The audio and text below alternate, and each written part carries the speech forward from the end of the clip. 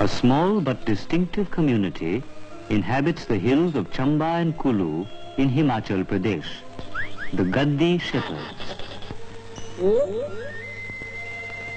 Their main home is the valley of the Ravi and is known as Gaddarang, the land of the Gaddis.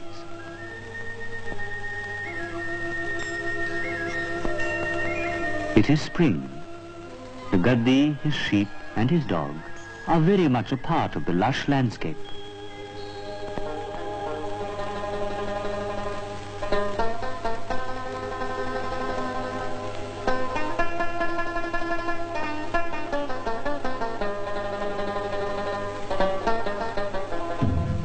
Most of the Gaddis live in the town of Bharmor and surrounding villages.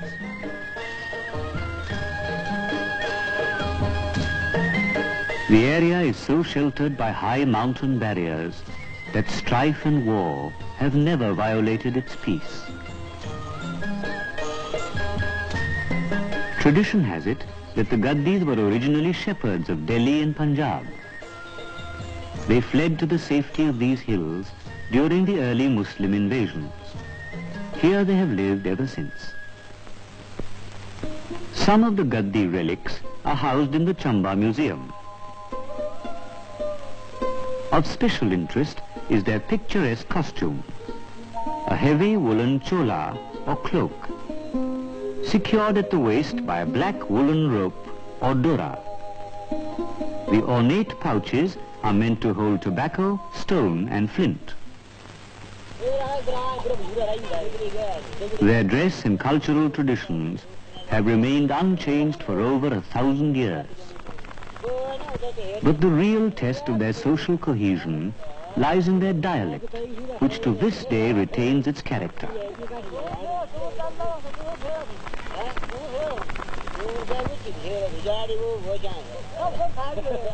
Tenacious of culture, tenacious of life.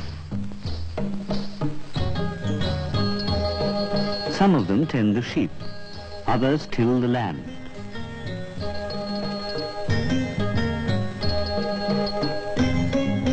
They take what the mountain gives them, mostly maize, a bit of wheat and barley. But the mountain, with its narrow strips of terraced fields, gives them just about enough to keep body and soul together.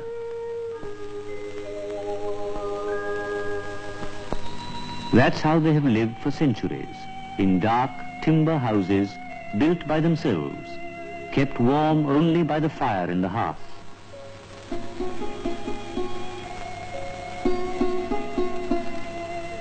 Their needs are few and their food simple.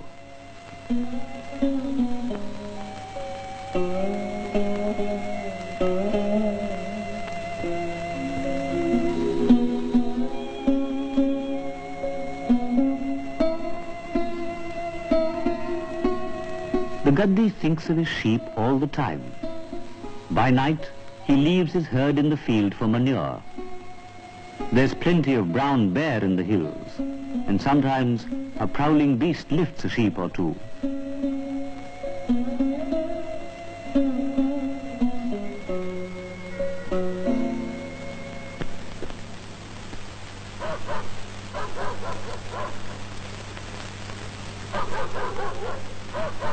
Could it be the bear? Better go and check up.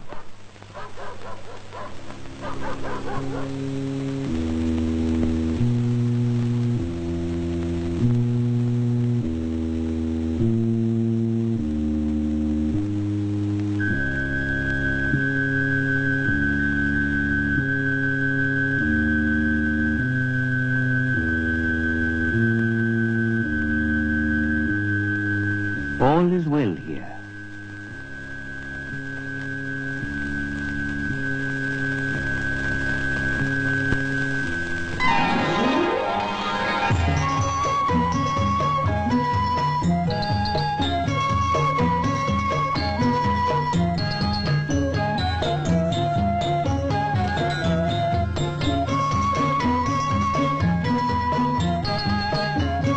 There are 3 shearings in a year, and sheep and men have much in common.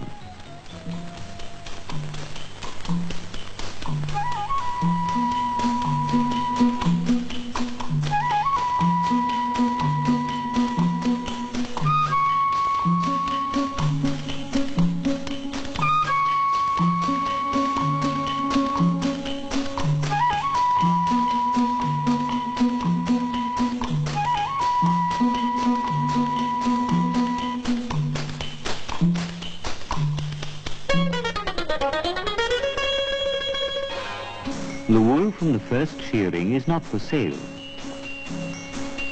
The gaddi families need it for their own use. Blankets, dresses, shawls and caps.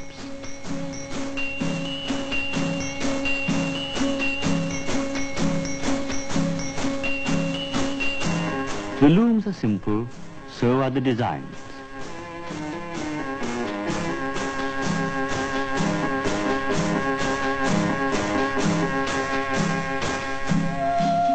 As for durability and purity, there need be no worry.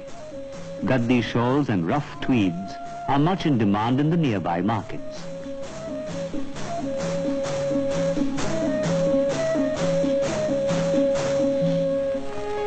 It is summer. The river flows fuller from the melting snows.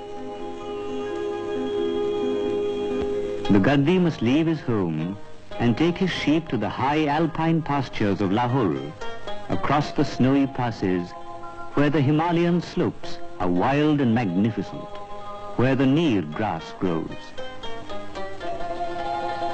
There is not much emotion as the men leave, no tearful goodbyes. They are going to be away for 4 months and more, but that is part of a gaddi's life.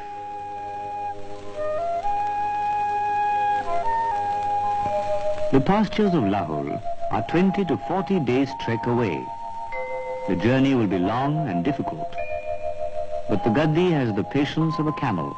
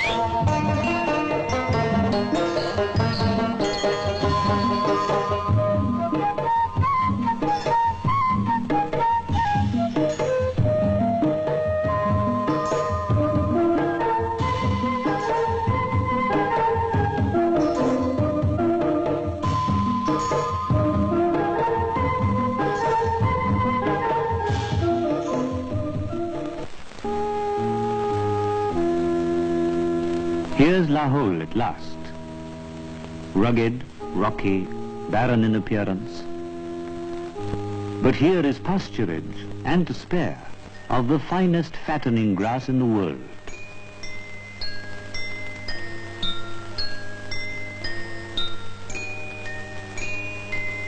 Nearly 250,000 gaddi sheep pour into Lahore from Bharmor and the Kangla Valley every summer.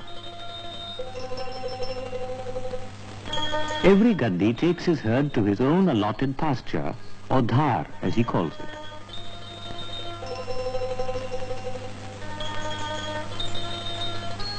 Here at last, alone with his sheep and his dog, the gaddi is the true shepherd of the fable.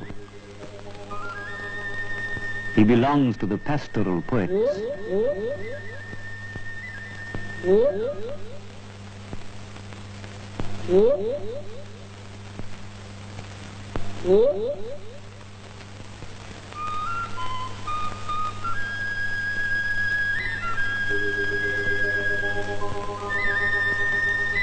No home cooking for the gaddis. From the nearby Lahuli village, they buy their provisions, mainly corn flour and rice.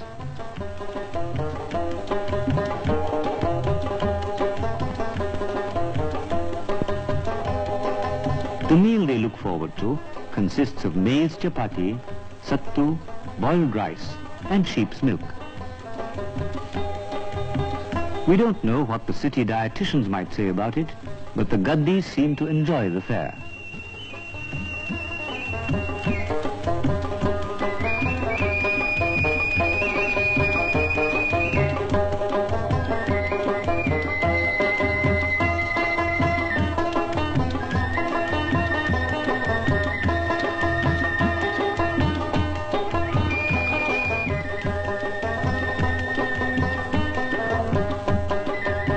Thus pass days upon days of solitude. Only the evening afterglow of Lahore transforms everything into living warmth. And then the night, the cold, wind-swept night.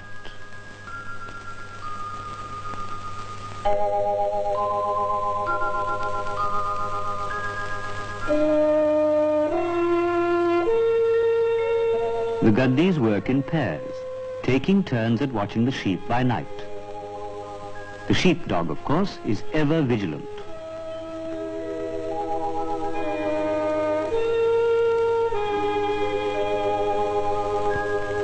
Whatever warmth there is comes from the fire and thoughts of home. What would the women be doing at home at this moment?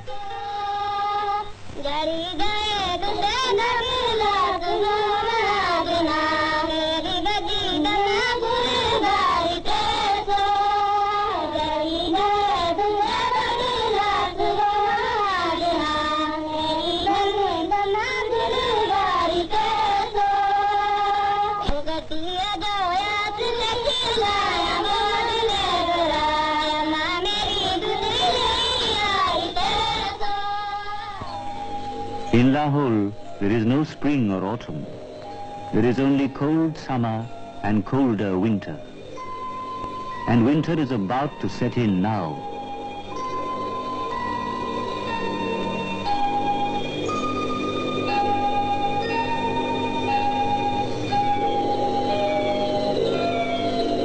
The gaddi must make for home before the high passes become snowbound.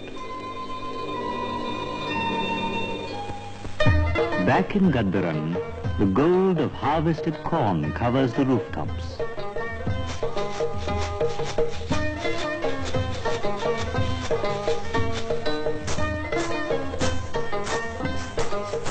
In the winnowing wind, there is a message. The gaddis are returning.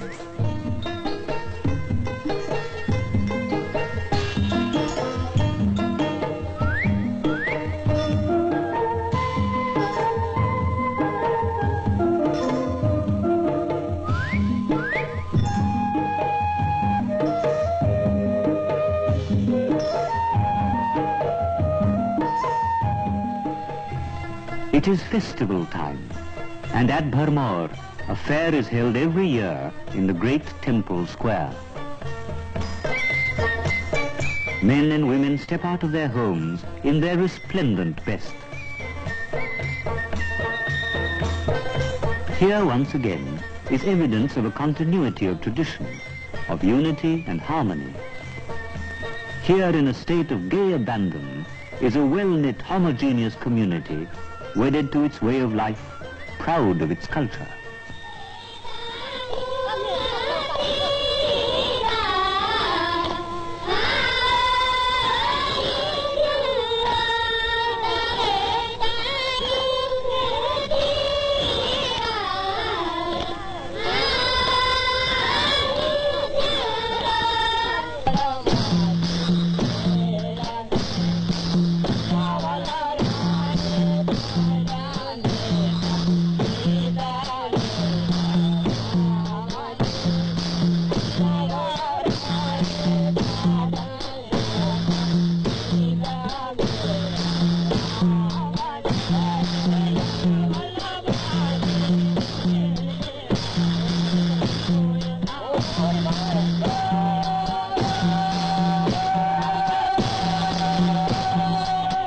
A place sacred to all gaddis is Mani Mahesh Kailash, the abode of Lord Shiva. Once every year, a fair is held at the Mani Mahesh Lake at an altitude of 13,000 feet. The presiding deities are Lord Shiva and the goddess Kali.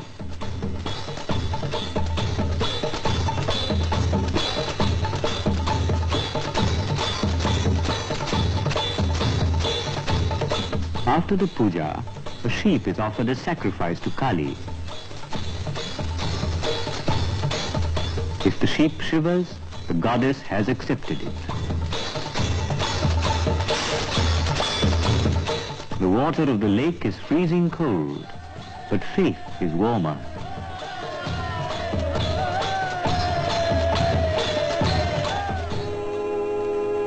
It is November now, and the air is cold and heavy with the warning of winter.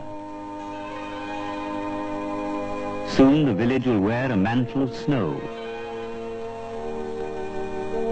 The pastures will turn into icy slopes. The gaddi, his family and his sheep must leave the mountains and seek fresh pastures and a new living in the plains. They will return next spring. Until then, goodbye, home.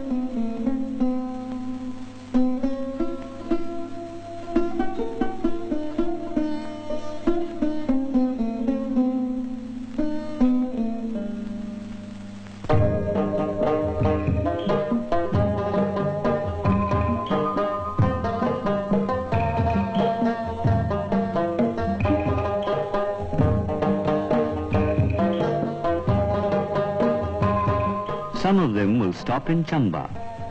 Others will go further down to the plains of Punjab.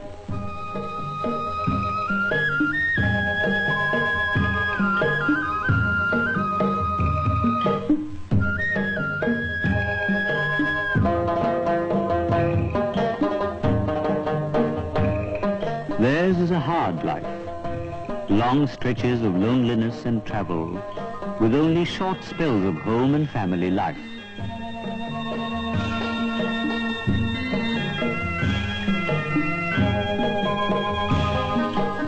But they never complain, for they tread familiar traditional paths. Were these the roads along which their ancestors trekked to the safety of the hills over 1,000 years ago? Much is lost in the obscurity of time, but these mountains, these valleys know.